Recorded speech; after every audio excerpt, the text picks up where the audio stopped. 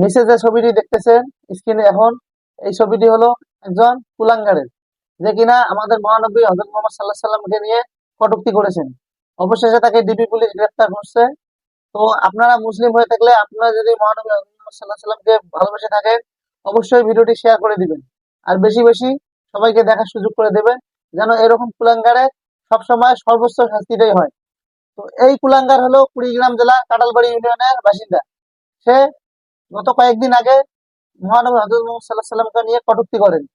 আর কটূক্তি করার পর এটা বিভিন্ন ধরনের সমালোচনার সম্মুখীন হয় এবং অবশেষে মুসলিমদের তৎপরতায় তাকে গ্রেফতার করে বাংলাদেশ ডিবি পুলিশ। তো এটা বাংলাদেশ, এটা হলো মুসলিম রাষ্ট্র। এই রাষ্ট্রে কখনো এ ধরনের মুসলিম বিরোধী কর্মকাণ্ড মেনে নেওয়ার মতো নয়। আর যে কাজটা করছে এই ছেলে, এর ভবিষ্যৎটা কিন্তু এখন অন্ধকার, কারণ এটা মুসলিম রাষ্ট্র। আপনারা আমাদের পার্শ্ববর্তী দেশ ভারতে দেখবেন, মুসলিমদের উপর যে পরিমাণ অত্যাচার করা হচ্ছে, তারা কোনো ধরনের কোনো ধর্ম নিয়ে কটূক্তি করতেছে না।